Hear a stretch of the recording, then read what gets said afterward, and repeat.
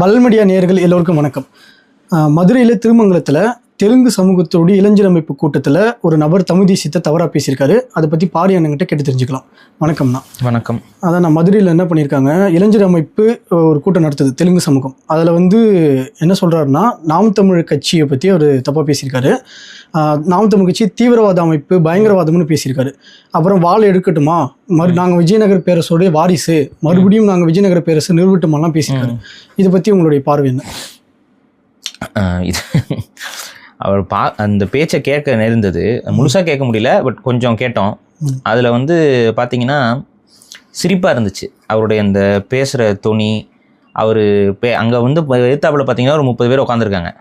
அந்த 30 பேர்கிட்ட இவர் என்ன பேசணும்னு இருக்குல்ல, என்னமோ அங்கே லட்சக்கணக்கான மக்கள் இவர் கூட வாழை ஏந்தி நிற்கிற மாதிரியும், அந்த 30 பேருமே நீங்கள் ஏதாவது போட்டு வண்டியில் ஏதோ ஒரு டெம்போ ட்ராவலில் காசு கொடுத்தா கூட்டு வந்த மாதிரி இருக்குது. ஏன் அதை நான் சொல்கிறேன் அப்படின்னா, அங்கே இருந்த ஆட்களை பார்த்தீங்கன்னாவே தெரியும், ரொம்ப பாமர மக்கள் மாதிரி தான் இருந்தாங்க. ஓகேவா? இவர் சொல்கிற மாதிரி இவர் அப்படியே எல்லாம் இந்த வாழை ஏந்திட்டு வரோம் அப்படின்னோடனே எல்லாரும் கூடவே சேர்ந்து வாழை ஏந்தி வர அளவுக்கு ஆட்களும் கூட கிடையாது, இளைஞர்களும் கூட கிடையாது. அந்த கூட்டத்தில் பார்த்தீங்கன்னா தெரியும். அதில் இளைஞரே யாருன்னா அந்த ஆள் தான். அந்த ஆள் தான். சேரு காலியா இருக்கு, மேடையில் இருக்க சேரே காலியா கிடக்கு, கீழே இருக்க சேர் காலியா இருந்தாலும் பரவாயில்ல, மேடையில் இருக்க சேரே காலியா இருக்கு. சரி, ஓகே, ஏதோ அவங்களுக்கு ஒரு ஆசை, அவங்க ஏதோ வாழை ஏந்தி போர் செய்யணும்னு ஆசைப்படுறாங்க. அது இப்போ பண்ணட்டும், அது ஒன்றும் நம்ம குறை சொல்லலை. இப்போ என்ன அப்படின்னா, என்ன மாதிரியான ஒரு பேச்சு அப்படிங்கிறத நம்ம அனலைஸ் பண்ணணும். இந்த பேச்சுகளுக்கு அரசாங்கம் என்ன பண்ணிக்கிட்டு இருக்குங்கிறதையும் நம்ம ஒரு கேள்வியாக இந்த திராவிட மாடல் ஆட்சிக்கிட்ட கேட்கணும். ஒரு தமிழர் சிலம்பரசன்கிறவர் ஒரு கர்நாடக கொடி கட்டிட்டு வர ஒரு வண்டியை மடக்கி அவர் கேட்குறாரு. அது பேச்சுவார்த்தை முச்சுது. அதில் ஒரு ஒரு கன்னத்தில் அரைஞ்சிடாரு. அவர் ஒரு அறை தான், அது வேறு எதுவுமே அது எக்ஸ்ட்ராலாம் அவர் அடிக்கல, இது பண்ணல, ஒரே ஒரு அறை. அதுவும் அந்த டிரைவர் கொஞ்சம் ஒரு மாதிரி தெனாவட்ட அந்த பதில் கொடுக்கும்போது அவருக்கு கோவம் வந்துடுது. அதை தவிர்த்துருக்கலாம், ஆனால் அவர் ஒரே ஒரு அறை அரைஞ்சிடுறாரு. அதற்கு பின்னாடி காரணம் என்னென்னா, உங்களுக்கே தெரியும், கோயம்புத்தூர்லேருந்து போன ஒரு ஓட்டுநரை கர்நாடகக்காரங்க 8 பேர் அடித்தாங்க. அந்த நிகழ்வு இங்கே தமிழ்நாட்டில் வரும்பொழுது இவர் இங்கே ஒரு ஆளை அறையிறாரு. இதுதான் நடந்தது.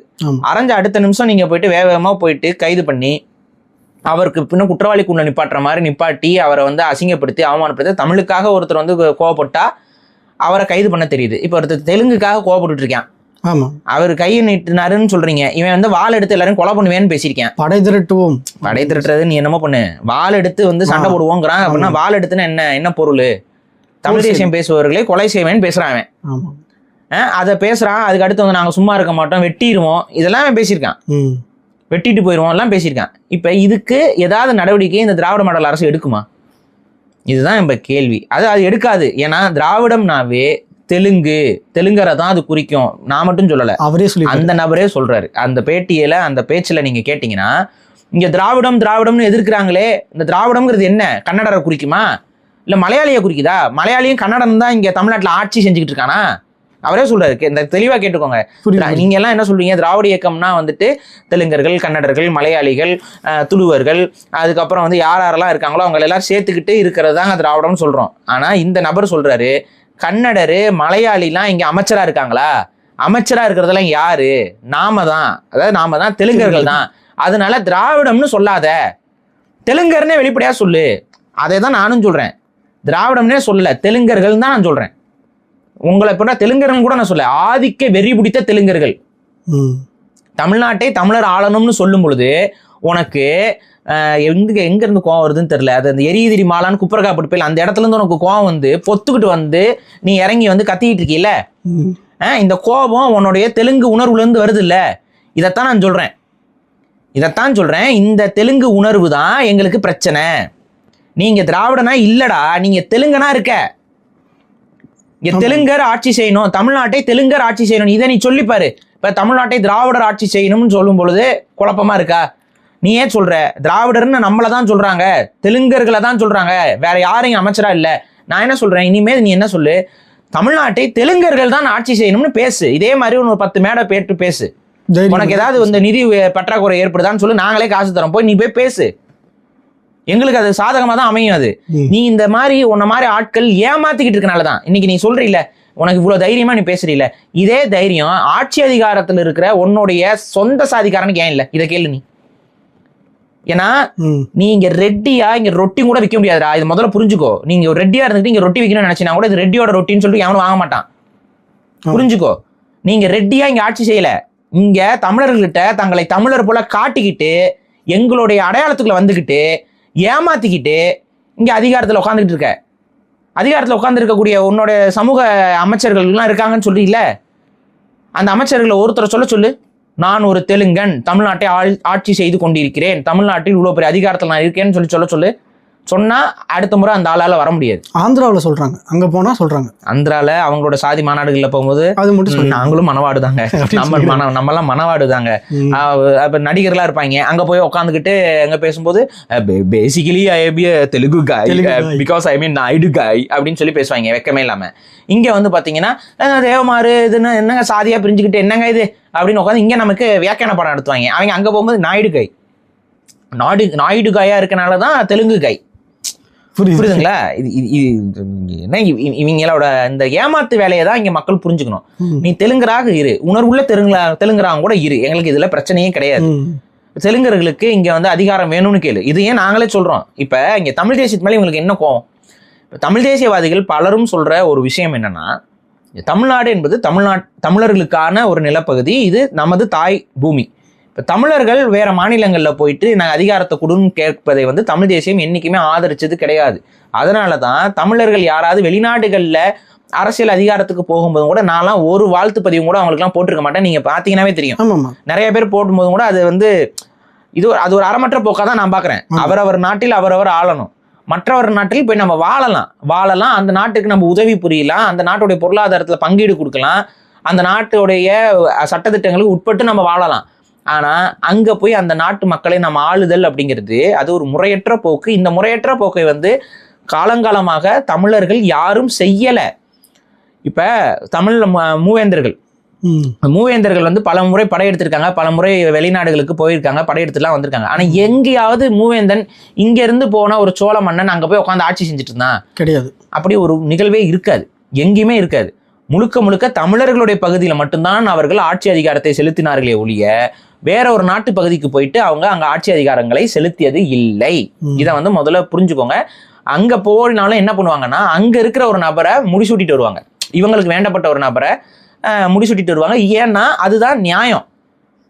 இப்ப கடாரம் வரைக்கும் சோழர்கள் படையெடுத்து போனாங்க, அங்க போய் கடாரத்தை போய் ஆட்சி செய்யல, மாறாக அவங்களுக்கு வேண்டப்பட்ட ஒருத்தரை சோழர்களுடைய படையையும் கொடுத்து நீங்க வந்து நம்மளுடைய கப்பல்கள் போக்குவரத்து இதுக்கெல்லாம் வந்து பாதுகாப்பா இருந்து இங்க ஆட்சி செய்யுங்க. அவரும் அந்த வாரிசுல யாராவது ஒரு ஆள் இருப்பாரு, அண்ணனோ தம்பியாவோ, யார் இவங்களுக்கு உடன்பட்டவர்களாக இருக்கிறாங்களோ அவங்களுக்கு முடிசூட்டிட்டு வந்துருவாங்க. வணிக நோக்கத்துக்காக செஞ்சாங்க. அது வணிக நோக்கம் தான் பிரதானம். அது நோக்கம் என்னன்னா நம்மளுடைய வணிக கப்பல்களை வந்து தடுத்து நிப்பாட்டுறாங்க.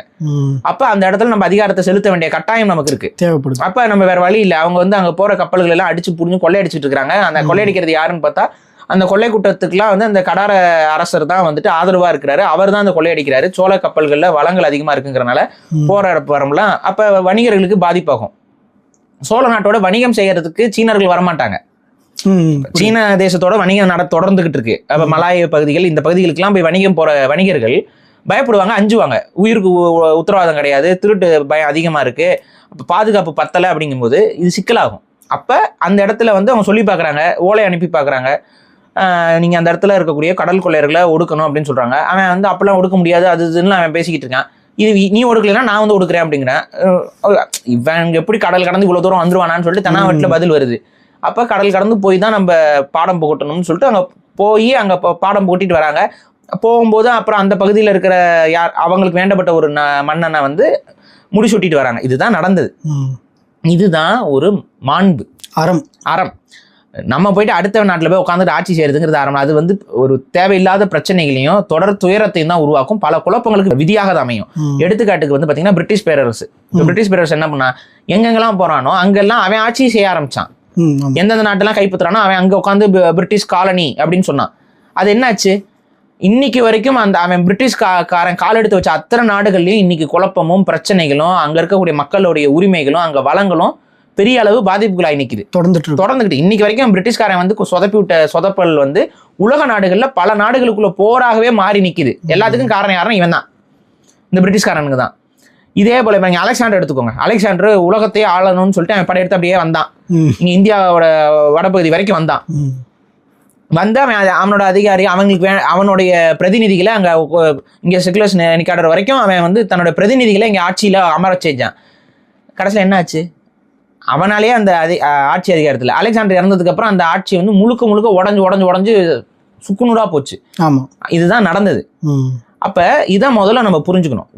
ஒவ்வொரு அவங்க மண்ணை அவரவர்கள் ஆளணும். இப்போ உங்களுக்கு ஒரு வீடு இருக்கு, அந்த வீட்டில் நீங்கள் ஒரு தலைமகனாக இருக்கீங்கன்னா நீங்கள் தான் அந்த வீட்டுக்கு உடைய நல்லது கெட்டதெல்லாம் எது நல்லது, உங்கள் தங்கச்சிக்கு என்னது நல்லது கெட்டது, உங்கள் அக்காவுக்கு என்னது நல்லது கெட்டது, உங்கள் வீட்டில் இருக்க அப்பா அம்மாவுக்கு எது நல்லது கெட்டதுங்கலாம் நீங்கள் யோசிப்பீங்க. நீங்கள் சிறுவராக இருக்க வரைக்கும் உங்கள் அப்பா யோசிச்சிருப்பாரு. ஸோ இதுதான் ஒரு குடும்பத்தை வழி நடத்தும். அதே போல் தமிழ்நாட்டுக்கு எது நல்லது கெட்டதுங்கிறத இந்த மண்ணின் மைந்தர்கள் தான் முடிவு பண்ணும். இந்த மண்ணின் மைந்தர்கள் யார்? தமிழர்கள், தெலுங்கர்கள் கிடையாது. தெலுங்கர்கள் இந்த மண்ணுக்கு எப்படி பிரிட்டிஷ்காரர்கள் வந்தாரோ, எப்படி இஸ்லாமிய படையெடுப்புகள் வந்ததோ, அதுபோல நீங்களும் ஒரு காலத்தில் படையெடுத்து வந்தீங்க. அவ்வளோதான். அது இப்படி தான் சொல்கிறாரு.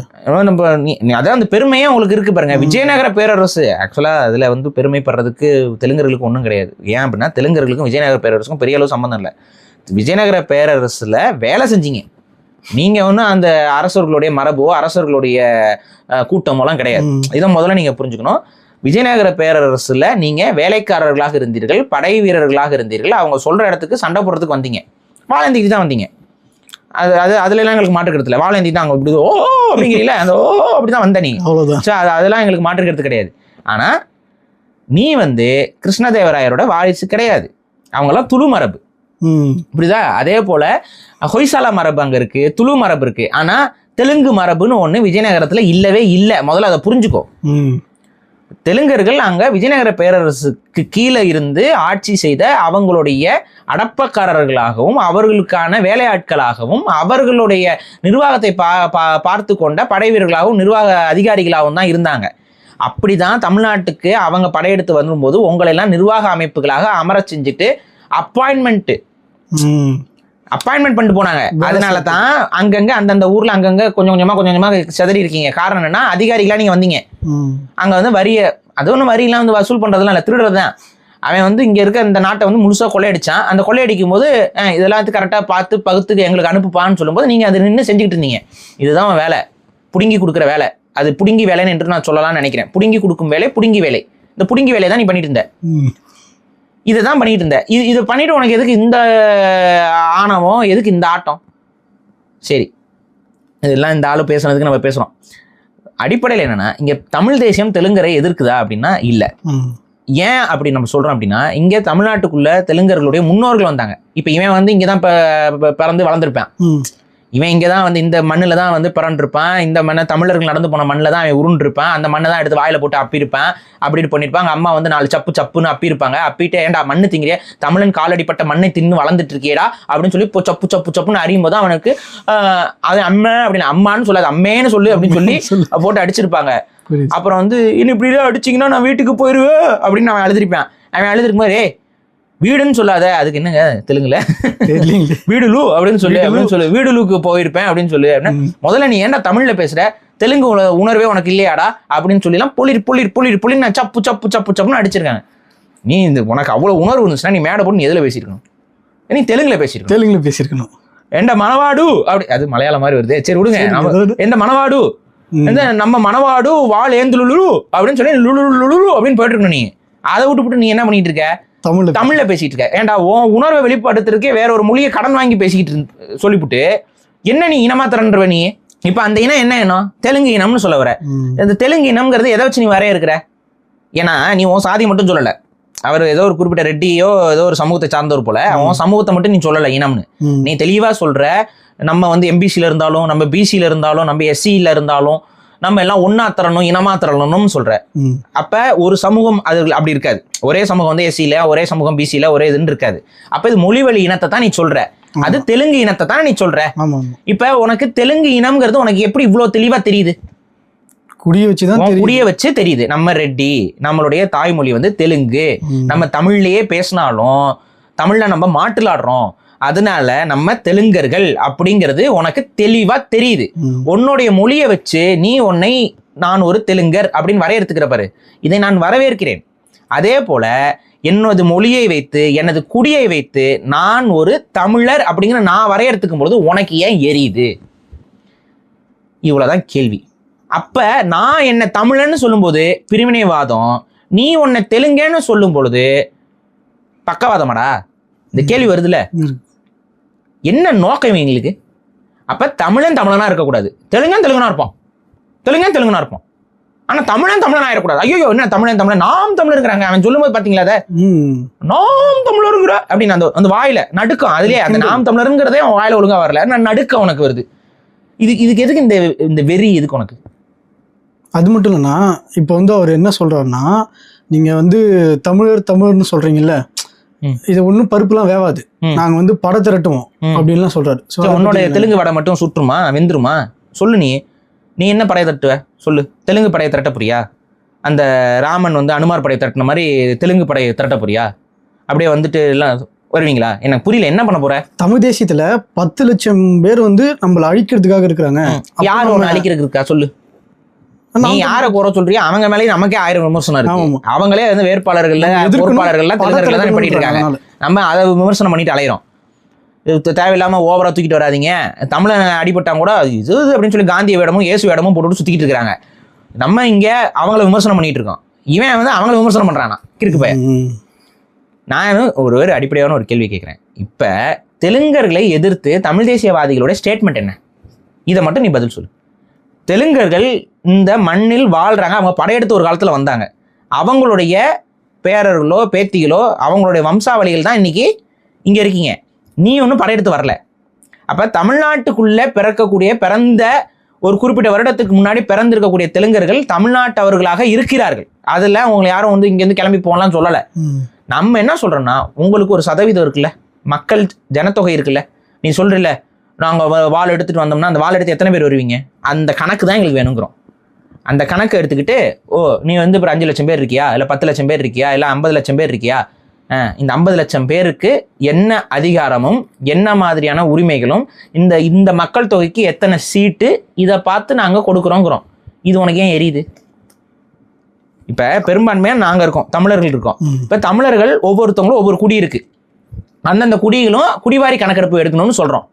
அந்த குடிவாரி கணக்கெடுப்பில் இப்போ வன்னியர் எவ்வளோ பேர் இருக்காங்க, பறையர்கள் எவ்வளோ பேர் இருக்காங்க, கோணார்கள் எவ்வளோ பேர் இருக்காங்க, உடையார்கள் எவ்வளோ பேர் இருக்காங்க, இந்த மாதிரி நாடார்கள் எத்தனை பேர் இருக்காங்க, இதெல்லாம் கணக்கு எடுத்து அவங்க எவ்வளோ பேர் இருக்காங்களோ, எவ்வளோ சதவீதம் இருக்காங்களோ அதுக்கு தகுந்த ரெப்ரசன்டேஷனை கொடுக்கறதான சமத்துவம். இத்தனை மக்கள் இருக்காங்க, இத்தனை மக்களுக்கு தகுந்த இத்தனை சீட்டு நம்ம கொடுத்தோம்னா இந்த சமூகத்திற்கான ரெப்ரசன்டேஷனை நம்ம கரெக்டாக கொடுக்குறோம்னு அர்த்தம். அதே போல் இப்போ தெலுங்கர்கள் இருக்காங்கல்ல, இப்போ தெலுங்கர்கள் தமிழ்நாட்டில் எத்தனை சதவீதம் இருப்பீங்க? 5% இருக்கீங்க அப்படின்னா இந்த 5% ரெப்ரசன்டேஷனை வாங்குங்க. அதுக்கெல்லாம் யாரும் தடையாக இல்லை. ஆனா ரெப்ரசன்டேஷனுக்கு தகுந்த மாதிரி தான் நீ இருக்கியா? நீ ஏன் போய் கணக்கு எடுத்து பாரு. நீ சொல்றிய இத்தனை தெலுங்கர்கள் அதிகாரத்துல இருக்கோம்னு சொல்றீல்ல, இத்தனை தெலுங்கர்கள் எப்படி அதிகாரத்துக்கு வந்தாங்க? இததான் கேள்வி. அப்ப நீ தெலுங்கரா அதிகாரத்துக்கு வரல, மாறா என்ன பண்றேன்னா திராவிடருங்கிற அடையாளத்துக்குள்ள போற. அந்த திராவிட அடையாளம்னா திராவிடர்னாலும் தமிழர்னாலும் ஒண்ணுன்னு சொல்ற. புரியுதா? திராவிடர்னா என்னன்னு கேட்டா திராவிடர்னாலும் தமிழர் என்றாலும் ஒன்று அப்படிங்கிற. கடைசியில் என்ன சொல்ற? நாங்க தான் தெலுங்கர்கள் தான் திராவிடர்னு இவங்க சொல்றாங்கிற. அப்புறம் திராவிடத்துல பாருங்க தெலுங்கு மட்டும் தானே இருக்கான், இங்க அதிகாரம் பண்றான் அப்படிங்கிற. அப்ப என்னன்னா திராவிடம்ங்கிற அந்த ஒரு காமன் டெர்மினாலஜியை பொய்யா உருவாக்கி வச்சுக்கிட்டு அதுக்குள்ள வந்து உட்காந்துக்கிற. தப்பு செய்யும் போது தப்பு நடக்கும் போதெல்லாம் தமிழர்கள் அப்படின்ற, சாதி வெறி தமிழர்கள்ங்கிற, சாதி வெறி திராவிடர்களும் வாயிலிருந்து வராது. ஆமா, இப்ப ஈவேரா உங்க சாதிக்காரர் தானே, அவர் என்ன சொல்றாரு? இந்த தமிழ் மக்களை ஒரு கெட்ட வார்த்தை, அவங்க தொழில்கள் எல்லாத்தையும் அடக்கிய ஒரு கெட்ட வார்த்தை, அதை சொல்லி மக்களா நான் வந்து விட்டுட்டு போறேன் அப்படின்னு சொல்லி பேசுறதுக்கு வாய் வருது. இந்த தமிழர்களும் நான் வந்து இந்த மக்களா நான் விட்டுட்டு போறேன் அப்படின்னு இந்த இடத்துல என் திராவிடர்கள் வாயில வரல. அப்ப இழிவுபடுத்தி சொல்லும் பொழுதெல்லாம் நீங்க என்ன சொல்றீங்க? தமிழர். பெருமைப்படுத்தி சொல்லும் பொழுதெல்லாம் திராவிடர். அது மட்டும் இல்லைன்னா நாயக்கர் கடப்பாறை நாயக்கர் ரெட்டி கடப்பாறை எடுத்து நாங்கள் வந்து தமிழ் தேசத்தை உடைப்போம்னு பேசுறாரு. ஏன்னா இவர் பிராமண கடப்பாறை காதுல உழுதுங்க. ஏய் கடப்பாறை நாயக்கர் எந்த நாயக்கரோட கடப்பாறை எங்க போய் பிடிச்சா எங்க போய் எடுத்த? எனக்கு புரியல, என்ன உளறிக்கிட்டு இருக்க? நாயக்கர் கடப்பாறை எடுத்து எதை உடைக்க போற? தமிழ் தேசத்தை உடைக்க போற. அப்ப தமிழ் தேசிய கோட்டை ஆயிடுச்சு. அதை ஒத்துக்கிட்ட, அந்த பயம் உனக்கு இருக்கு, கால் நடுங்குது உனக்கு சொல்லு. என்ன ஆச்சு உனக்கு? அப்போ கிறுக்கு பயலாட்டம் பேசிக்கிட்டு இருக்கேன். இவனுக்கு என்னன்னா அவங்க சமூகத்தில் இருக்கவங்களாம் திமுகவிலையும் அதிமுகவிலையும் போய் உட்காந்துக்கிட்டு திராவிடருங்கிற போர்வையில் உட்காந்துக்கிட்டாங்க. அவங்களுக்கு அதிகாரம் கிடைச்சிட்டு இருக்கு. இவருக்கு வந்து கொஞ்சம் தெலுங்கு உணர்வு கொஞ்சம் அதிகம் போல. அந்த அந்த இன உணர்வு கொஞ்சம் அதிகமாக அப்படியே பூரிக்கிட்டு இருக்குது. சரி, ஓகே, நல்லது தான், நம்ம வரவேற்கிறேன். ஆக்சுவலாக தெலுங்கு உணர்வுக்கு அந்த நபருக்கு இருப்பதை நான் வரவேற்கிறேன். ஆனால் அந்த உணர்வை எப்படி வெளிப்படுத்தணுங்கிறது அந்த பைத்தியத்துக்கு தெரியல, அவ்வளோதான் விஷயம். வாள் எடுப்பேன் இதை எடுப்பேன்லாம் பேசிகிட்டு இருந்தீங்கன்னா உன்னை நுங்க எடுத்துருவாங்கடா போலீஸு. முதல்ல அதை புரிஞ்சுக்கோ, இனிமேல் எல்லாமே பேசாத. நல்ல பிள்ளையா சமத்து பிள்ளையா நம்ம சமூகத்தவர்கள் படிக்கணும். இப்போ உங்கள் சமூகத்தை சார்ந்த மினிஸ்டர்களாக இருக்கக்கூடிய நேரு இவங்கெல்லாம் இருக்காங்கல்ல, அவங்ககிட்டலாம் போய் கேளு. அவங்களாம் எவ்வளோ சமத்தா வந்து அவள ஊழல் வழக்கெல்லாம் வரும்போதும் கூட அப்படியே போனோமா, திருப்பதிக்கு ஒரு 33 லட்சத்தை கொடுத்தோமா, அங்கே சாமி கும்பிட்டோமா, அங்கேருந்து லட்டை வாங்கி கொண்டு வந்து எல்லாருக்கும் இங்கே பகிர்ந்து கொடுத்தோமா, அப்படியே இப்போ ஏதாவது பிரச்சனை ரொம்ப வந்துச்சுன்னா பிஜேபி காலில் போய் கொஞ்சம் விழுந்தோமா, நிர்மலா சீதாராமனை போய் பையனை விட்டு பார்க்க சொன்னோமா, அவங்க போய் காலில் விழுந்துட்டு வந்தாங்களா? நான் கேட்குறேன், நிர்மலா சீதாராமனை போய் உங்களோட சமூக தலைவர் ஒரு ஆள் போயிட்டு காலில் விழுகிறாப்லையே, அப்போ நீ போய் இந்த கோவத்தை காட்ட வேண்டியதானே? வாடிச்சு வால் எடுக்க வேண்டியதான், வால் எடுத்துட்டு விஜயநகர வாரிசு எப்படிடா போய் காலில் விழுகணும்? ஏன்னா விஜயநகர வாரிசுகள் எல்லாமே காலில் விழுந்து வந்தவங்க தான்டா. இதை நான் சொல்றேன், புரியுதா? வித்யாரண்யன்கிற ஒரு பிராமணன் எல்லாம் நீலாம் என்ன காட்டுக்குள்ள வேட்டையாடிட்டு சுத்திட்டு இருந்திருப்ப. அந்த பிராமணன் முஸ்லீம் படையெடுப்புக்கு பயந்து போய் ஐயையோ நம்மளெல்லாம் அங்கே அடிக்கிறாங்களே, அவங்க நல்லா பயங்கரமா நல்லா மாட்டுக்கறி அதுன்னு சாப்பிட்டு நல்லா காட்டா மாதிரி இருக்கானுங்களே, நல்லா அடிக்க வராங்க, நம்மளால திரும்ப சண்டை போட முடியேன்ட்டு அவன் பதட்டத்துல வேற ஒரு காட்டு பயல்களை தேடலான்னு சொல்லி காட்டுக்குள்ள போய் பார்த்தா நீ ஒன்று உட்காந்துக்கிட்டு இருந்த. பிராமண ஆதிக்கத்தை அவன் தான் நீ கூப்பிடும் போது நீ என்ன சொன்ன, இல்லப்பா நீ வந்து என்ன வந்து தொடவே மாட்டேன் தீண்டவே மாட்டேன், நீ என்ன இன்னைக்கு வர அப்படின்னா உன நான் சத்திரியர்னு அறிவிக்கிறேன், நீ வந்து என் கூட சண்டை போடுவ அப்படின்னு சொன்ன உடனே அவன் காலில் விழுந்துட்டு தாண்டா வந்தீங்க. இந்த ஒரு அடிப்படை வரலாறு தெரிஞ்சுக்கோ முதல்ல. அந்த புத்தி ஒன்று மாறுதா உனக்கு? இன்னும் போய் ஏதாவது பிரச்சனைனா போய் பிராமணர் காலில் விழுகிறதே. திருப்பதி ஏழுமலையான இங்கிருந்து நல்லா சாமி கும்பிட்டா வரமாட்டாரா? ஏழுமலையானுக்கு இந்த உலகத்தில் வேற எங்கேயும் இடம் இல்லையா? திருப்பதிக்கு தான் போகணுமா? அங்கே போய் பிராமணர் காலில் விழுகிற, இங்கே வந்து பிராமணர் காலில் விழுகிற. உனக்கு என்ன பிரச்சனை? டெல்லியில போய் விழுகிற, நீ போய் முதல்ல கடப்பாரேன்னு பேசுறதுக்கு உனக்கு ஏதாவது தகுதி இருக்கா? மென்மையா நடந்துக்கோ. மென்மையா நீ எப்படி காலில் விழுகிறியோ அது மாதிரி மென்மையா தமிழர்களுடைய காலில் விழுந்து நாங்கள் எங்களுடைய உரிமையை பெற்றுக்கொள்வோம்னு சொல்லு. அதுல ஒரு நியாயம் இருக்கு. அப்படிதான் நீ பண்ணவும் போற. இப்ப அப்படிதான் நீ பண்ண போற. அதான் நடக்கும், அதான் சாத்தியக்கூறு உண்டு. ஆனா இந்த மாதிரி தமிழர்களை வந்து வெறுப்பேத்துற மாதிரி இந்த வாள் எடுத்து வெட்டுவேன் வேல் எடுத்து குத்துவேன்லாம் பேசிக்கிட்டு இருந்தா ரொம்ப தப்பா போயிடும் தம்பி, ரொம்ப தப்பா போயிடும். வந்தமா ஏதாவது இங்க படிச்சியா என்னன்னு தெரியல எனக்கு, நீ இருந்தியா ஏதாவது இங்க பொழப்ப பாத்தியா, ஏதோ ஒரு தெலுங்கு உணர்வு உனக்கு கொஞ்சம் இருந்துச்சுன்னா ஏதாவது தெலுங்கு இலக்கியங்கள் ஏதாவது 4 எழுதுனியா, அதுக்கு ஏதாவது பண்ணியான்னு பரவாயில்ல. தெலுங்கு உணர்வு இருக்கான் அவன். அந்த டைட்டில் பார்த்தீங்களா, அந்த மேடை போட்டு பேசின டைட்டில் பார்த்தீங்களா? அது என்னன்னா தமிழ் பிரிவினை சக்திகளை ஒழிக்க இன எழுச்சி கூட்டம். பார்த்துக்கோங்க, முதல்ல தமிழ் தமிழ் அப்படின்னு சொன்னா பிரிவினை சக்தியா? இப்ப நீ ஒரு இனம்னு என்ன இனம்? இதுக்கு பதில் சொல்லு. நீ என்ன இனத்தை நீ சொல்ற? அந்த இனத்துக்கு தெலுங்கு இனம்னு சொல்ற. இப்ப இந்த தெலுங்கு இனம்ங்கும்போது உனக்கு என்ன, அது பிரிவினை இல்லை. அப்ப தெலுங்கர்னு சொன்னா பிரிவினை கிடையாது, தமிழர்னு சொன்னா பிரிவினைன்னா நீ யாரா? முதல்ல இதெல்லாம் தமிழக அரசு என்ன பண்ணிட்டு இருக்குன்னு தெரியல, தமிழக காவல்துறை என்ன பண்ணிட்டு இருக்குன்னு தெரியல. அப்படியே விளக்கணை ஊத்திட்டு யாராவது தமிழ் தேசியவாதிகள் ஏதாவது பேசுவாங்களா தவறுவாங்களான்னு பார்த்துட்டு இதுதான் எங்க பிரச்சனை. இந்த தெலுங்கு அரசுகள் இன்னைக்கு அதிகாரத்தில் இருப்பது தான் தமிழர்களுக்கு பிரச்சனை. ஆனா அந்த திமிரில் தான் இவங்க ஆடுறாங்க. இப்போ இந்த ஆட்டம் எதனால வருது? இது மாதிரி தமிழ் தேசியவாதிகளால் பேச முடியாது, பேச மாட்டாங்க. அந்த மாண்பு நமக்கு ஒன்று இருக்கு, அது ஒன்று. ரெண்டாவது வந்துட்டு நம்ம இன்னைக்கும் நம்ம என்ன பார்க்குறோம், இங்க இருக்கக்கூடிய பிரச்சனை செய்யாத தமிழர்களோட இணக்கமாக வாழணும்னு நினைக்கக்கூடிய எந்த ஒரு தெலுங்கரையும் நம்ம எதிரியாகவோ இதுவோ பார்க்கறதே கிடையாது. இன்ஃபேக்ட் நம்ம அப்படி பார்க்கறதே கிடையாது. அவங்க ஒரு தேசியம், அவ்வளோதான். அவங்க நம்ம நாட்டில் இருக்கிற இடத்துல அவங்க நமக்கு உரிமை இருக்கு. அதே போல அவங்களோட நிலப்பகுதியில் நம்ம மக்களும் வாழ்ந்து கொண்டு தான் இருக்காங்க. பிரச்சனை இருக்கக்கூடாதுன்னு நம்ம சொல்றோம். இங்கே அவங்களோட நிலப்பகுதியை அவங்க ஆட்சி செய்யறாங்க. ஒரு ஸ்டேட்டுக்கு 2 ஸ்டேட்டா நீங்க வச்சிருக்கீங்க. 2 ஸ்டேட்லயும் தெலுங்கர்கள் தானே, வேற யாராவது தமிழர் ஆட்சி செய்யறாங்களாப்பா? மாரிகிரி ஆட்சி செய்யறாங்களாப்பா? இல்ல. அதே போல கர்நாடகா எடுத்துக்குவோம், கர்நாடகாவில் கன்னடர்கள் தானே ஆட்சி செய்யறாங்க, வேற யாராவது மாற்றி ஆட்சி செய்யறாங்களா? கேரளாவில் மலையாளி தானே ஆட்சி செய்யறாங்க. இதே போல இந்தியாவில் இருக்க ஒவ்வொரு ஸ்டேட்லயும் அவன் மாநிலத்தவர் தான் ஆட்சி செஞ்சுட்டு இருக்காங்க. ஏதாவது மாத்தி ஏதாவது ஆட்சி பண்றீங்களா? ஆனா தமிழ்நாட்டில் மட்டும் மாற்றி ஆட்சி செய்வோம்னு சொல்றது இருக்குல்ல, இதுக்கு தான் என்ன காரணம்னு கேட்கிறேன். அப்ப தமிழர்கள் உங்களுக்கு அடிமையா இருக்கணும்னு நீ ஆசைப்படுறீல்ல, இது எப்படி நியாயம்னு நீ நினைக்கிற? அப்ப எங்களுக்கு வரலாறு கிடையாதா? எப்ப நீ இங்க இப்ப போன விஜயநகர பேரரசை பத்தியே பேசிக்கிட்டு இருக்கிற, அதை பத்தி பேசணும்னா அதுல 1000 இது இருக்கு. நீ என்னமோ நினைச்சிட்டு இருக்க விஜயநகர பேரரசா அப்படிங்கிற. அப்படிலாம் இல்லை, அப்படிலாம் ஒன்றும் நீ பெருமைப்படுற அளவுக்குலாம் ஒன்றும் கிடையாது ராஜா. நான் வரலாறெல்லாம் இன்னும் ஆழமா ஆய்வு செஞ்சு நான் பேச ஆரம்பிச்சேன்னா உனக்கு உண்மையிலே ரொம்ப கஷ்டமா போயிடும். நான் அதெல்லாம் சரி வேண்டாம் அப்படின்னு சொல்லிட்டு கடந்து போறோம். முழுமையான வரலாறுலாம் எடுத்து எல்லாம் எழுதி வச்சிருக்கிறாங்க, புத்தகங்கள்ல இருக்கு. தேவைன்னா போய் படிச்சுக்கோ. கஷ்டமா இருக்கும் படிக்கும்போது, பட் ஒரு டிஸ்க்ளைமர் நான் கொடுக்குறேன். ரொம்ப கஷ்டமா இருக்கும், ரொம்ப வருத்தமா இருக்கும். அப்படியே கொஞ்சம் என்னடா இப்படி தான் நம்ம அதிகாரத்துக்கு வந்தோமா அப்படிங்கிறதெல்லாம் கேள்விப்படும்போது ரொம்ப கசப்பாக இருக்கும். ஆனால் அப்படி தான் வந்திருக்க, அதை மனசில் வச்சுக்கிட்டு அதெல்லாம் வந்து வா அப்படிலாம் இல்லை. உங்கள் அந்த மன்னர்கள் உருவம்லாம் பார்த்துருக்கலாம், அவங்களாம் வால் ஏந்திட்டுலாம் வரல. புரிஞ்சுக்கோ, வால் ஏந்தினவன் பாவன் யாரோ ஒருத்தர் செத்து மண்ணோட மண்ணா போயிட்டாவன். அவங்கள பயன்படுத்தி ஒருத்தவங்க ஆட்சி அதிகாரத்துக்கு வந்திருக்காங்க. அதே மாதிரி நீ இன்னைக்கெல்லாம் வால் ஏந்திட்டு வந்தால் நீ செத்து தான் போவ. நீ வாழேந்தும் போது நாங்களாம் புல் பிடிங்கிட்டு போமா? இந்த கேள்வி வரும்ல. நீ வாழேந்தி வரும்போது நாங்கள் எங்கிட்ட வாள் இல்லை. ராஜா ஒன்று புரிஞ்சுக்கோ, இப்போ தமிழர்கள் வரலாறு எடுத்து பார்க்கும் பொழுது உலக மனிதர்கள் கற்காலத்தில் இருக்கும்போது இங்கே மெட்டலர்ஜி நடந்துகிட்டு இருந்துச்சுடா, இரும்ப உருக்கிட்டு இருந்தோம். புரியுதா? அப்போ எங்களுக்கு வாள் வந்து புதுசு கிடையாது. நீ வந்து வாள் எடுத்துட்டு வருவேன்னா நாங்கள் அது வரைக்கும் புல்லு பிடிங்கிட்டு இருக்க மாட்டோம். அதை மண்டையில் ஏற்றிக்கோ. பல நாடுகளுக்கு அந்த வாள் உருவாக்குறது இன்னொன்று, இவன் மேலே வந்து சட்ட ரீதியான நடவடிக்கை வந்து தமிழக அரசு எடுக்கல அப்படின்னா அப்புறம் வேற யாராவது தமிழர்கள் எடுக்க வேண்டிய சூழலுக்கு வந்துடும். அதனால இந்த மாதிரிலாம் பேசிக்கிட்டு தமிழர்களை கொல்லுவேன் குத்துவேன்லாம் பேசிக்கிட்டு இருக்கான். அவன் மேலாம் நடவடிக்கை எடுங்கப்பா, எடுங்க. ஏதாவது கொஞ்ச நாச்சு ஒரு நடுநிலையா நின்றுக்கோங்க. உங்களோட சமூகத்திற்கு மட்டும் அப்படியே இருக்காதீங்க. இப்போ அப்புறம் பேசியிருக்கான்ல, அவன் மேலே ஏதாவது வழக்கு பதிவு பண்ணுறீங்களா? குறைஞ்சபட்சம் வழக்கு பதிவு பண்ணீங்களா? இவன் வாழேந்திட்டு இருக்கேன்னு சொல்லும் பொழுது அப்புறம் இது வாழேந்து என்ன பண்ணுவான்? டான்ஸ் ஆடுவானா?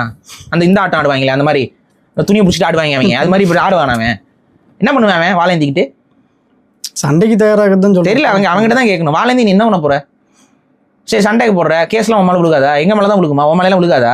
காப்பாத்திடுவாங்களா உன்னை?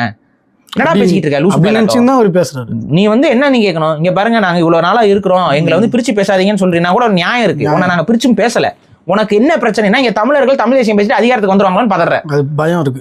எதுக்கு இப்ப தமிழர் அதிகாரத்துக்கு வந்து போட்டு அடிக்க போறோம்? நாங்க அப்படிலாம் நடந்துக்க மாட்டோம்டா. முதல்ல புரிஞ்சுக்கோ. இப்போ சோழர்கள் வந்து ஆந்திராவில் ஒரு பகுதியை ஆட்சி செஞ்சாங்க. அன்றைக்கி அது ஆந்திரா கிடையாது, அது தமிழகத்துடைய எக்ஸ்டென்ஷன் தான். அதுக்கப்புறம் இருக்கவன் தான் அங்கே தெலுங்கு மொழியாக மாறி போகிறான், மொழி மாறி போகுது. அப்படி ஆட்சி செய்யும்போது கூட இந்த மொழி தமிழ் மொழி வேண்டாம்னு ஒதுங்கி ஓடினவன கூட தமிழராக இருந்த சோழர்கள் அவங்கள கட்டாயப்படுத்தலை. அவங்க மொழிக்கு இலக்கணத்தை தான் வகுத்து கொடுத்தாங்க. சரி அப்படியாப்பா மொழினா, சரி மொழினா சும்மா பேசிட்டு மட்டும் இருந்தால் பத்தாதுப்பா, அதுக்கு ஒரு எழுத்து வடிவம் வேணும், வந்தா வச்சுக்கோ. இப்படி தான் அதை உருவாக்கணும். உனக்கு மொழியை உருவாக்கி கொடுத்தவனே தமிழன் தான், சும்மா அப்படி பேசிட்டு அலையாத அப்படின்னு சொல்லிட்டு அவங்கெல்லாம் தெளிவாக கல்வெட்டில் தமிழர்கள்னு அடிச்சிருக்காங்க. கல்வெட்டு ஆந்திராவில் ஆட்சி செஞ்சாலும் அன்றைக்கி அது ஆந்திரா இல்லை, அன்றைக்கி அது தமிழ்நாட்டு பகுதி தான். அதுக்கப்புறம் நீ வந்து ஏதோ ஒரு வெறுப்பை வளர்த்துக்கிட்டு நம்ம தமிழர்னு அடையாளம் பண்ணக்கூடாதுன்னு சொல்லிட்டு நீ என்ன பண்ணிட்ட? நீ வந்து வேற ஒரு மொழியை கற்றுக்கிட்டு, அதான் அந்த காலில் விழுந்தோம்னா அப்புறம் காலில் விழும்போது அவன் சொல்கிறத கேட்டு தானே ஆகணும். அவன் பேச்சை கேட்டுக்கிட்டு நீ மாறிட்ட. உனக்குன்னு ஒரு மொழியை உருவாக்கிக்கிட்ட, சான்ஸ்கிரிட்டை தூக்கி கலந்து அப்படியே ஜிலேபி கொஞ்சம் அது கொஞ்சம் லட்டு கொஞ்சம்னு போட்டு ஏதோ ஒன்று உருவாக்கி வச்சுக்கிட்ட. அப்புறம் மாட்டில் ஆட ஆரம்பிச்சிட்ட. நீ மாட்டில் ஆடு, ஒன்றும் பிரச்சனை இல்லை எனக்கு. அப்படி சொல்லும்போது உன்னுடைய மொழிக்குமே இலக்கணத்தை வகுத்து கொடுத்தவர்கள் தமிழர்கள் தான். இப்படி சும்மா அலையாதப்பா, இந்தாப்பா இப்படி எழுதுப்பா, இப்படி பயன்படுத்துப்பா, உன் மொழியை ஒழுங்காக செம்மையாக பயன்படுத்துப்பான்னு சொல்லி உனக்கு அதை உருவாக்கி விட்டவங்க. அந்த நன்றி கடன் உனக்கு இருக்கா? ஏதாவது நாங்கள் உருவாக்கி கொடுக்காம இருந்தால் நீ என்ன பண்ணியிருப்ப? கடைசி வரைக்கும் பேசிட்டு தான் சுற்றிருப்ப, எழுதியே இருக்க மாட்டேன். எழுத்து வடிவமே வந்திருக்காது. நீ உனக்கு சந்தேகம்னா போய் பாரு, தெலுங்குடைய பழைய காலத்து மொழி கல்வெட்டு எந்த அரசர்களுடைய காலகட்டத்தில் உருவாச்சுன்னு போய் பாரு. நீயே போய் வரலாறு படி. ஆனால் இப்போ அவர் இன்னொரு விஷயம் சொல்கிறாருன்னா, திருவண்ணாமலையில் தெலுங்கர்கள் வர்றதுனால 99% வந்து தமிழர்கள் தான் பயனடைகிறாங்க, வியாபாரிகள். ஆனால் இல்லையே, அங்கே அதுவே ஒரு அப்பட்டமான தவறான கூற்று. இப்போ திருவண்ணாமலையை பொறுத்த வரைக்கும் இங்கே தெலுங்கர்கள் அதிகமாக வருவதற்கு அடிப்படை காரணம், திருவண்ணாமலையில் முன்னாடியே இந்த தெலுங்கர் வருகைக்கு முன்னாடியே தெலுங்கர்கள் கொஞ்சம் அளவில் அதிகமாக இருக்கிற நகரம் தான் திருவண்ணாமலை. திருவண்ணாமலையில் நீங்கள் அங்கே இப்போ உங்கள் சொந்த ஊர் தானே திருவண்ணாமலையில் உங்களுக்கு தெரியும். திருவண்ணாமலையில் வந்து தெலுங்கர்களுடைய பாப்புலேஷன் கொஞ்சம் ஒரு கணிசமான அளவுல இருக்கிற ஒரு ஊர் அது. அப்ப ஆல்ரெடி அங்க தெலுங்கர்கள் தான் அதிகாரத்துல இருந்தாங்க. ஆல்ரெடி தெலுங்கர்கள் தான் இன்னைக்குமே அங்க இருக்கிற மினிஸ்டர், அங்க இருக்க எம்எல்ஏக்கள் யார் எல்லாமே தெலுங்கர்கள் தான். அவங்களாம் நம்ம ஆந்திரால இருந்து இப்ப வந்தாங்கன்னா சொல்லுப்பா, எங்களுக்கு தெரியல, வந்தாங்கன்னு சொல்லினா அது பயனடைஞ்சு அவங்களும் பயனடைஞ்சாங்களா வந்து சொல்லு. நீ அவங்களாம் வரலாற்று காலகட்டத்தில் அந்த குடும்பங்கள் வந்தவர்கள் அவங்க அங்க வந்து அதிகாரம் செலுத்திக்கிட்டு அங்க உட்காந்துருந்தாங்க. இந்த செஞ்சி இந்த பகுதி இதெல்லாமே கொஞ்சம் தெலுங்கர் ஆதிக்கம் அதிகமாக தான் இருக்கும். இப்ப இந்த இடத்துல இப்ப என்ன தமிழர்களுக்கு பிரச்சனை அப்படின்னா, இது தமிழர்களுடைய மண். என்னதான் தெலுங்கர்கள் கணிசமா அதிகமா இருந்தாலும் பெரும்பான்மை கணக்கு எடுத்து பாத்தீங்கன்னா தமிழன் தான். ஆமா, புரியுதா? தெலுங்கர்களுடைய பாப்புலேஷன் கொஞ்சம் அதிகமா இருக்கும் மற்ற ஊர்களை விட. இந்த ஊர்களில் வந்து கொஞ்சம் பாப்புலேஷன் வந்து அதிகமா இருக்குமே ஒழிய. அப்புறம் அது இல்லாம இந்த விஜயநகர பேரரசு சொல்ற விஜயநகர பேரரசு அப்படிங்கிறீங்களா, அந்த விஜயநகர பேரரசு காலகட்டத்தில் தமிழர்கள் நிலங்களை எல்லாம் பறிச்சிங்கல்ல, அந்த நிலங்கள்லாம் அப்படிதானே வச்சிருக்கீங்க. அந்த நிலங்கள் இதெல்லாம் இருக்கனால கொஞ்சம் வசதி வாய்ப்போடு இருப்பீங்க. இவ்வளவுதான் விஷயம். அதுக்கப்புறம் அந்த நிலங்கள் எல்லாம் பிடுங்கி இதெல்லாம் வந்து கொடுக்கல, அப்படியே விட்டாச்சு. அதனால ஜாலியாக வசதியா அப்படியே ஜாலியா உட்காந்துக்கிட்டு ஓ அப்படின்ட்டு இருக்கிற நீ அதை முதல்ல இப்போ புரிஞ்சுக்கோ. இது வந்து ஓ அப்படிங்கிறீல்ல, அந்த ஓவுக்கு பின்னாடி என்னன்னா இங்க தமிழரோட நிலம் தான். அந்த நிலத்தின் மூலமாக வந்த வளம் தான். அந்த வளங்களை எல்லாம் என்னைக்கோ ஒரு நாள் அரசாங்கம் வந்து பிடுங்கிட்டு போச்சுன்னா அதுக்கப்புறம் ஐயோ அப்படின்னு அழுக ஆரம்பிச்சிருவேன், மண்டையில் ஏற்றிக்கோ. அதனால அந்த ஒரு அங்கே அந்த ஒரு கணிசமான எண்ணிக்கையில் இருக்கிறதுனால அங்கே ஆல்ரெடி வந்து இந்த வணிகம் இதில் எல்லாம் வந்து தெலுங்கர்கள் ஆல்ரெடி கோலோச்சிக்கிட்டு இருக்கிறாங்க. அப்போ சக தெலுங்கர்கள் அவங்களுக்கு வரும்பொழுது உடனே அவங்க என்ன பண்ணுறாங்கன்னா இது தமிழ்நாடுங்கிற அந்த இதை மறந்துடுறாங்க. மறந்துட்டு அவங்க கடை பலகைகள்ல இருந்து கடை இதுல இருந்து எல்லாத்தையும் தெலுங்கு மயமாக்குறாங்க. அங்கே தமிழ் வார்த்தைகள் இல்லை, இப்போ தெலுங்கு வார்த்தைகள் அதிகமாயிடுச்சு, மும்மொழி மாதிரி வந்துருச்சு ஒரு மொழி. அப்ப இது வந்து அரசியல் ரீதியாக தமிழக அரசாங்கம் தலையிட்டு மும்மொழி கோட்பாடு தமிழர்களுடைய கோட்பாடு கிடையாது, இருமொழி கோட்பாடு தானே, தமிழ் அண்ட் இங்கிலீஷ் மட்டும்தான் இருக்கணும். எதுக்கு தெலுங்கு வருது, எதுக்கு? அப்ப இதெல்லாம் இருக்கக்கூடாது. அப்ப இதை நீ அகற்றுன்னு சொல்றோம். நாங்க தமிழக அரசுடைய நிலையில இருந்து தான் நாங்க அதை சொல்றோம். இது அரசாங்கத்துக்கு உங்ககிட்ட வந்து பிரச்சனை பண்ணல, நாங்க அரசாங்கத்திட்ட பிரச்சனை பண்ணிட்டு இருக்கோம். நீ எப்படி 3 மொழியை உள்ள கொண்டு வருவ அப்படின்னு. இருக்கக்கூடாதுன்னா இருக்கக்கூடாது. தமிழ்நாட்டுடைய பெயர் பலகைகள் எப்படி இருக்கணும்னு சொல்லி அரசாங்கம் ஜிஓ பாஸ் பண்ணியிருக்கு, அதுல தெலுங்குக்கு இடமே கிடையாது. புரியுதுங்களா? இதுதான். அதே போல தமிழர்கள் கணிசமாக வாழக்கூடிய மற்ற மாநிலங்கள் இருக்கக்கூடிய பகுதிகளில் தமிழ் பெயர் பலகை வைக்கும்போது நீ என்ன பண்ற? அங்க போய் அடிக்கிற, உடைக்கிற. அப்ப நீ அதை செய்யும் பொழுது நாங்க அடிக்கிறோமா உடைக்கிறோமா? எதுவும் இல்லை. அரசாங்கத்திட்ட சொல்லி அதை அகற்ற சொல்றோம், இதை மாத்துங்க, இந்த மாதிரி தெலுங்கு திணிக்காதீங்கன்னு சொல்றோம். இதுல உனக்கு என்ன வலிக்குது? அது பொய் பரப்புறன்னு சொல்றாருண்ணா. எப்படின்னா அங்க ஆதிக்கம் செலுத்துறாங்க தெலுங்கர்கள்னு சொல்றாங்க. அப்புறம் அதுக்கு அடுத்தது மதுரைக்கு கன்னியாகுமரி வரைக்கும் அது பொய் பரப்புரை இதுங்கிறதெல்லாம் நீ சொல்ற. நீ ஏன் போய் பாரு. நம்ம வந்து இப்போ உங்களுக்கு நீங்க சொந்த ஊருக்காரர்கள், உங்களுக்கு தெரியும். அதே போல வெளியில இருந்து போற தமிழர்களுக்கும் தெரியும், அங்க இருந்து வர தெலுங்கர்களுக்கும் தெரியும். இங்க நம்ம ஆளுங்க நிறைய பேர் இருக்கிறாங்க, நம்ம வந்து இங்க நிறைய டாமினேட் பண்றோம்ட்டு அதுக்கு தகுந்த மாதிரி இப்போ கூட பாத்தீங்கன்னா ஒரு ஏதோ ஒரு பிரச்சனை பொங்கல் அப்ப வந்து பாத்தீங்கன்னா திருவண்ணாமலையில ஒரு பிரச்சனை வந்து பாத்தீங்களா, ஒரு தெலுங்கு குரூப் வந்து தமிழ் பக்தர்களுக்கும் சண்டை போட்டாங்க, பார்த்திருப்பீங்க, செய்தியில வந்துச்சு, பக்தர்களுக்குள் சண்டை அப்படின்னு. என்ன பிரச்சனை? அந்த கோயிலுக்கு குலதெய்வமா கிளைம் பண்றாங்க, அவங்க எங்களுடைய கோயில்னு சொல்றாங்க. அது ஒரு லூசுத்தனமான ஒரு புரிதல். குலதெய்வம் அதுங்கிறது குலதெய்வத்திற்கும் பெருதெய்வங்களுக்கும் இருக்கிற வேறுபாடே தெரியாம இந்த மாதிரிலாம் இதுதான் அயோக்கியத்தனம். இப்படி அபகரிக்க பாக்குறாங்க. இது வந்து இந்த கோயில் வந்து அப்படியே வந்து எங்களுக்கானது, இதை கட்டினவர்ல இருந்து அதுக்காக ஒவ்வொன்றும் செஞ்சவங்க எல்லாருமே தமிழர்கள். நீ காம்பவுண்ட் சோறு கட்டிட்டே நீ உரிமை கொண்டாடிட்டு இருக்கிறது நினைக்காத. நீ பண்ணது காம்பவுண்ட் சோறு வேலை, புரியுதா? அந்த வீடு யாரோடையதுன்னா தமிழரோடையது. நீ சுத்தி காம்பவுண்ட் சோறு கட்டிவிட்டு காம்பவுண்ட் சோறு நாங்க தானே கட்டணும், காம்பவுண்ட் சோறு இருக்குன்னா காம்பவுண்ட்ல உட்கார்றா, அதை விட்டுட்டு நாங்க தானே காம்பவுண்ட்ல கோபுரம் கட்டணும், காம்பவுண்ட்ல கோபுரம் கட்டணும்னே புலம்பிட்டு இருக்காங்க. உனக்கு நீ கட்டணும்னா நீ ஏன் ஆந்திராவில் போய் கட்ட வேண்டியதானே? ஏன் இங்க இருந்து கட்டுற? இங்க இருக்கிற சிற்பிகள் இங்க இருக்கிறவங்களோட உழைப்பை எடுத்துப்புட்டு அவங்களெல்லாம் வேலை வாங்க கட்டிட்டு நீ இன்னைக்கு வந்து நாங்க தானே கட்டணும், நாங்க தானே கட்டணும்னா அந்த செல்வம் எங்க இருந்து உனக்கு வந்துச்சு? தமிழ்நாட்டுல இருந்து செல்வத்தை எடுத்துட்டு அதிகாரம் செஞ்சு போட்டு நாங்க தான் பண்ணோம் பேசுறது வந்து அயோக்கியத்தனம். நீ அங்க பண்ண அப்படின்னா அந்த கோயிலோட கோபுரங்கள்ல இருக்கு. அப்புறம் நான் உட்காந்து எல்லாத்தையுமே கேட்க ஆரம்பிச்சேன் கேள்வி. அந்த கோயில் கோபுரத்துல லைன் பை லைனா சிலைகளுக்குலாம் விளக்கம் கேட்பேன், நீ பதில் கொடுக்குறியா? நீ தானே கட்டியிருக்க, உங்க சமூகம் தானே கட்டிச்சு, வா உங்க சமூகத்துல இருந்து கூட்டு வா, இது ஏன்டா இப்படி ஒரு சிலை இருக்குன்னு கேட்பேன் நான். அதுக்கு விளக்கம் என்ன கொடுப்பேன்? நாங்கெல்லாம் அப்படிதான் வாழ்ந்தோம்னு சொல்லு, என்னுடைய முன்னோர்கள் அப்படிதான் வாழ்ந்தாங்கன்னு சொல்லு. அப்ப எதுக்கு அந்த மாதிரி கட்டி வச்சிருக்க? அப்ப இதுதான் அயோக்கியத்தனம்ங்கிறது. நாங்க தான் கட்டணும், அப்ப அதுல இருக்கிற சிலையெல்லாம் நீங்க தானே, அந்த சிலையில இருக்கிற வாழ்வியல் உன்னோட வாழ்வியல் தானே, அதுக்கு ஒத்துக்கோ. அந்த சிலையில என்னென்ன வாழ்வியல் இருக்கு நான் உன்னை கூட்டு போய் காட்டுறேன். இப்ப தமிழர்கள் கட்டிய கோயிலோட கோபுரங்கள்ல என்னென்ன சிலைகள் இருக்கு, நீ கட்டிய கோயிலோட கோபுரங்கள்ல என்னென்ன சிலைகள் இருக்குன்னு வா ஆய்வு பண்ணி பார்ப்போம், கூட்டு போய் காட்டுறேன். அப்ப புரியும் எங்களுக்கு. அதாவது நம்ம வரலாறுன்ட்டு போயிட்டோம்னா அப்புறம் முழு வரலாறு எடுத்து ரோட்ல விட்டுருவோம், மனசுல ஏத்திக்கோ. சும்மா தேவையில்லாம இந்த இனக்கலவரத்தை தூண்டுற மாதிரி இந்த வேலை ஏந்திட்டு வரேன்லாம் பேசிக்கிட்டு இருந்தீங்கன்னா வேற மாதிரி பிரச்சனையா போயிடும். அவன் வெளிப்படையா என்ன சொல்றான், தமிழ் தேசியவாதிகளை கொலை பண்ணுவேன்னு பேசிக்கிட்டு இருக்கான், மேடை போட்டு பேசிக்கிட்டு இருக்கான். அந்த மேடையை அனுமதிக்கிறாங்க, அவனை பேசுறதுக்கு அனுமதிக்கிறாங்க, அவன் மேல எந்த நடவடிக்கை எடுக்காம இருக்கிறாங்க. அப்ப நம்ம கேள்வி வந்து திரும்ப அரசாங்கத்து மேலதான் வரும். இப்ப அரசாங்கம் வந்து தமிழர்கள் யாராவது இப்படி பேசினா என்ன பண்ணுவீங்க? கைது பண்ணுவாங்க. சரி, ஒரு இஸ்லாமியர் இப்படி பேசுறாரு என்ன பண்ணுவீங்க? இப்போ ஒரு RSS காரர் இப்படி பேசுறாரு என்ன பண்ணுவீங்க? உடனே கைது. ஒரு இஸ்லாமியர் பேசினா, ஒரு இஸ்லாமியர் வாழை ஏந்திட்டு ஒரு முன்னாடி ஒருத்தன் பேசினா, ஒரு பையன் பேசிட்டான், சின்ன பையன் தான், விபரம் இல்லாம என்ன சொல்லிட்டான், குரானை கையில் எடுத்துட்டு வாழை கையில் எடுத்துட்டோம்னா அப்படின்னு ஒரு வார்த்தை விட்டான். அவன் மேல நீங்க வந்து தேசிய பாதுகாப்பு சட்டத்துல கைது பண்ணீங்க. அதே போல வந்துட்டு இந்துக்கள் ஏதாவது பேசுறாங்களா, நாங்கள் வந்து வாள் எடுத்தோம் என்றால் வேல் எடுத்தோம் என்றால் பேசும்போது அவங்க மேல வழக்கு பதிவு பண்ணிருக்கீங்க. பெருசா கைது பண்றீங்களோ இல்லையோ வழக்கு பதிவு பண்ணிருக்கீங்க. இந்த நபர் மேல வழக்காவது நீ பதிவு பண்ணியா? இன்னும் பண்ணல. ஏன் பண்ணல? ஒரு 2-3 நாள் ஆயிடுச்சு. அப்ப நோக்கம் என்னன்னு பாருங்க. நோக்கம் என்ன? இப்படி பேசு, கலவரத்தை தூண்டு, முடிஞ்சா ஒரு 4 தமிழ் தேசியவாதி வெட்டி கூட வீழ்த்து. பிரச்சனை இல்லை, தேர்தல் நேரத்துல ஏதாவது ஒண்ணு பண்ணி ஒரு ஜாலியா இது பண்ணு, ஒரு பயத்தை ஏற்படுத்து, இவ்வளவுதான் விஷயம். அதுக்கப்புறம் இவங்க நாம் தமிழர் கட்சியை இது தீவிரவாத கட்சின்னு சொல்லி தடை போடணும்னு பேசிக்கிட்டு இருக்காங்க. அவங்களுக்கு அந்த அஜெண்டா இருக்கு. நம்ம முன்னாடியே நம்ம பல முறையும் சொல்லிட்டோம். அது தீவிரவாத இயக்கம் அதுன்னு சொல்லி தடை பண்றதுக்கு தான் அவங்க அட் எண்ட் அது அங்கதான் நிக்க போகுது. அதுதான் அவங்க பிளான்ல இருக்கு. அவங்க அதான் பிளான் பண்ணிட்டு இருக்காங்க. அதோடைய ஒரு வெளிப்பாடு தான் இந்த நபருடைய கூக்குரல். தமிழ் தேசியம் பேசினா அது தீவிரவாதம். இப்போ இவன் தெலுங்கு தேசியம் தானே பேசுறான். தெலுங்கு தேசியம் இவன் பேசுறது, ஆனால் அதெல்லாம் தப்பு கிடையாது. தெலுங்கு தேசியம் பார்ட்டி வச்சு நடத்துவாங்க அங்கே ஆந்திரால. அங்கே போய் எப்படா தெலுங்கு தேசிய பார்ட்டின்னு சொல்றேன்னு போய் கேள்வி கேட்க துப்பு கிடையாது. ஆனால் தமிழ் தேசியம் சொல்றா எங்களுக்கு கோவம் வந்துடும். இப்போ நாம் தமிழ் கட்சியினுடைய தலைமையில இதை பத்தின அறிக்கை இன்னும் வரைக்கும் வரல. அதை பத்தி என்ன நினைக்கிறீங்க? அது அவங்களோட கட்சி, அவங்களுக்கு தேவைப்பட்டா அங்கே கர்நாடகத்துக்கு அறிக்கை வேகமாக வரும். இந்த மாதிரியான விஷயத்துக்குலாம் அறிக்கைகள்லாம் வராது. அது அவங்க கடந்து போறாங்க. அது ஒன்றும் பிரச்சனை இல்லை. அது அவங்களோட கட்சி. அது இதான அவங்க கட்சின்னு மட்டும் பார்க்க மாட்டோம் நம்ம. இது ஒரு தமிழ் தேசியத்திற்கு விடுத்த சவாலாக தான் நம்ம பார்க்கிறோம். ஏன்னா அந்த நபர் பேசும்போது அவர் நாம் தமிழர்னு சொல்றாரு, தமிழ் தேசியம்னு சொல்றாரு. மாற்றி ரெண்டு வார்த்தையும் அவர் சைமல்டேனியஸாக பயன்படுத்திட்டு இருக்காரு. நாம் தமிழருங்கிறது ஒரு கட்சி. அவங்களோட கொள்கை என்பது தமிழ் தேசிய கொள்கையாக இருக்கும். அதுல நமக்கு 1000 மாற்று கருத்துக்கள் இருக்கு.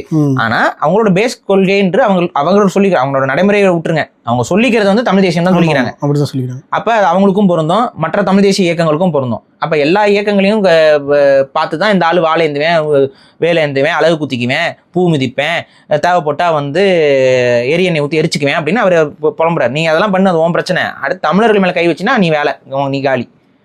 அதுவும் பாவம்டா. 100 நாள் வேலை திட்டத்துக்கு போன பொம்பளை ஆட்களெல்லாம் கூட்டு வந்து உட்கார வச்சுக்கிட்டு நான் வாழை ஏந்துவேன், வேலை ஏந்துவேன்னு பேசிக்கிட்டு இருக்கேன். அந்த வீடியோ அவன் பேசிட்டு இருக்கும்போது இந்த பக்கம் திருப்புறாங்க பாரு. அவன் பாருங்க, கேமராமேன் பாருங்க, அவன் யாருன்னு தெரியல. நம்மளால யாராவது போய் கேமராமேன் உட்காண்டாலான்னு தெரியல. இவன் அப்படின்னு வாழை ஏந்துறேன்னு பேசிக்கிட்டு இருக்கிறான். அப்படியே கேமரா திருப்புறான். அந்த பக்கம் பார்த்தீங்கன்னா ஒரு வயசான அம்மா வெத்தலை பாக்கு போட்டுக்கிட்டு இருக்கு. அதுக்கு காதே கேட்கல. முதல்ல அது காதுல போய் ஊன்னு ஊது, முதல்ல ஊதிட்டு வா கிறுக்குப்ப. இப்படிப்பட்ட நபர்கள் தான் இங்க உட்காந்துக்கிட்டு தமிழ் தேசியம் ஒன்று சொல்லுது, இவன் ஒன்று சொல்லிட்டு இருக்கான். அழிக்க பார்க்குறாங்களா? உன்னை எவன்டா அழிக்க பார்த்தான்? தமிழ் தேசியவாதி தெலுங்கர்களே அழிக்கணும்னு யார் பேசினா? எனக்கு தெரிஞ்ச ஒரு தமிழ் தேசியவாதி கூட அப்படி பேசல. இவங்க பொய்யாவே பரப்புறப்ப இங்க பிரச்சனை என்னன்னா, ஒவ்வொரு முறையும் நீ நீங்க என்ன சொல்ற, தமிழர்கள் மட்டும் தெலுங்கர்கள் இல்லைன்னா எல்லாம் முஸ்லீமா மாறிருப்பாங்க அப்படின்னு நீ பேசும் பொழுது, அப்ப அதை நம்ம எடுத்து வரலாறு பேச வேண்டியது இருக்கு. அப்படிலாம் இல்லப்பா, அப்படிலாம் அந்த அளவுக்குலாம் நீங்க ஒன்றும் செய்யலப்பா அப்படின்னு நம்ம சொல்றோம். புரியுதுங்களா? அதாவது வரலாறு பேசும்பொழுது வரலாற்றில் இருக்கக்கூடிய நபர்களை பேசுறோம். அந்த வரலாறு நீ பொய்யாக இங்க எங்ககிட்ட கட்டமைக்கும் பொழுதுதான் நம்ம பேசுறோம். ஈவேரா மட்டும் இல்லைனா அப்படிங்கிற ஒரு தெலுங்கர் ஈவேரா மட்டும் இல்லைனா இதெல்லாம் அப்படி நடந்திருக்குமா, அது பண்ணுமா? அப்ப நாங்க அந்த வரலாற்று ரீதியா இல்லப்பா, நீ ஓவரா மிகைப்படுத்தி பேசாதன்னு பேசுறோம். நாங்க நீ இந்த மிகைப்படுத்துதலை செய்ய நாங்க அதுக்கு எதிர்வினையாற்றுறோம். நீ இதை பேசாம கடந்து போ. இதை பத்தி நாங்க எதுக்கு பேசிட்டு இருக்க போறோம்? நீ ஒவ்வொரு விஷயத்துக்கு பின்னாடி பாரு.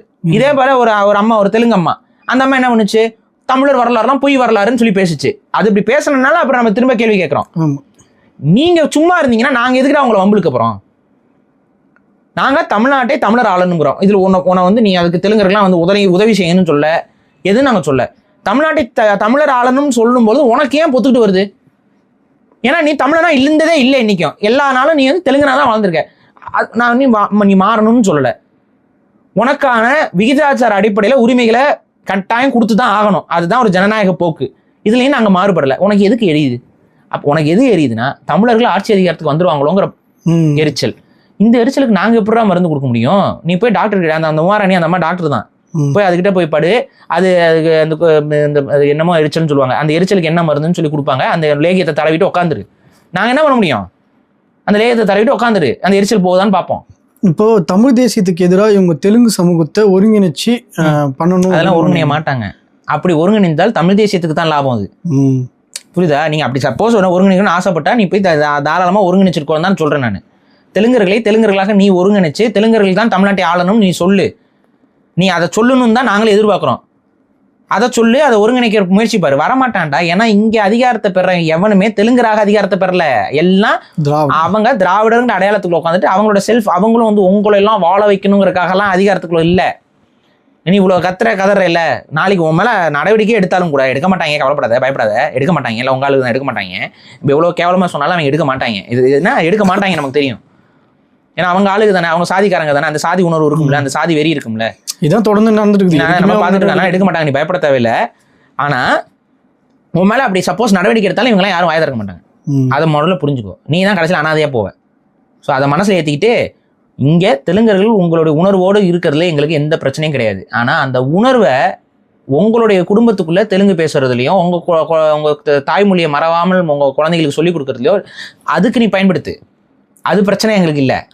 ஆனால் தமிழர்களை ஆளணும்னு ஆசைப்பட்டினா அப்போ நாங்கள் கேள்வி கேட்போம். தெலுங்கர்கள் தமிழர்களை ஆளணுங்கிற எண்ணம் உனக்கு இருக்கு பாரு, ஒரு வெறி இருக்கு, ஒரு ஆதிக்க புத்தி இருக்கு பாரு, அந்த ஆதிக்க புத்திக்கு தான் நாங்கள் எதிராக இருக்கோம். இவங்க இந்திய அரசியலமைப்பு சட்டத்தின்படி இவங்க என்ன சொல்றாங்கன்னா யார் எங்க வேணாலும் ஆளலாம்ன்றது தமிழ்நாட்டுல சொல்லினுக்கிறாங்க. இப்ப இவர் வீடியோ கூட நீங்க வேற வீடியோக்களை பாத்தீங்கன்னா அதெல்லாம் சொல்றாரு. இது ஏன் தெலுங்கர்கள் ஆண்டா என்ன தமிழ்நாட்டை? நான் இப்போவும் சொல்றேன், தமிழக மக்கள்லாம் உன்னோட அடையாளத்தை நீ வெளிப்படையா சொல்லிட்டு உனக்கு வாக்கு போட்டு உன்னதான் ஒரு தெலுங்கர் தான் தமிழ்நாட்டை ஆளணும்னு தமிழக மக்கள்லாம் வாக்கு போட்டு ஆள வச்சாங்கன்னா நீ நடிக்காதேன்னு தான் சொல்றோம். தமிழர்களை ஏமாத்தாதேன்னு தான் சொல்றோம். நீ தெலுங்கன் தானே, உனக்கு தெளிவா தெரியல, எக்கானது கொண்டு திராவிடன்னு சொல்லாது. நான் தெலுங்கர்னு உண்மையா உணர்வோட நில்லு. இப்போ நீ ரெட்டி தானே, ரெட்டினே சொல்லு, நான் ஒரு ரெட்டி, என்னுடைய தாய்மொழி தெலுங்கு, நான் ஒரு தெலுங்கு ரெட்டி சொல்லு சொல்லு, எனக்கு அதுல எந்த பிரச்சனையும் இல்லை. அப்படி சொல்லி நீ தாராளமா வாக்கு கேளு, ஜனநாயக தன்மையில போட்டி போடு. உனக்கு யாரும் நாங்க எதுவும் கேட்கல. நீ மறைச்சிக்கிட்டு வராத, மறைச்சிட்டு திராவிடம் அப்படின்ட்டு வராத. இந்த திராவிடம்ங்கிற அந்த போலி முகமுடிய மாட்டாதுன்னு தான் நாங்க சொல்றோம். நீயே தான் சொல்ற திராவிடம்னா தெலுங்கர்களை தான் அவங்க சொல்றாங்கன்னு சொல்றீங்களா, அது தெரியுதுல உனக்கு, அது வெளிப்படையாவே பண்ணு. ஆனா தமிழர்களை கொள்ளுவோம்னு சொன்னா நாங்க சும்மா இருக்க மாட்டோம். நீ பேசுனதுல பிரச்சனை என்ன? நீ தெலுங்கர்னு பெருமைப்பட்டுக்கிறதுலையோ இது பண்றதுலையோ எங்களுக்கு எந்த பிரச்சனையும் இல்லை. நான் இப்பவும் சொல்றேன், நீ தெலுங்கர் பெருமையான தெலுங்கர்னு சொல்லிக்கோ, பிரச்சனை இல்லை. ஆனா வாள் எடுத்துட்டு வந்து யாரை வெட்டுவ?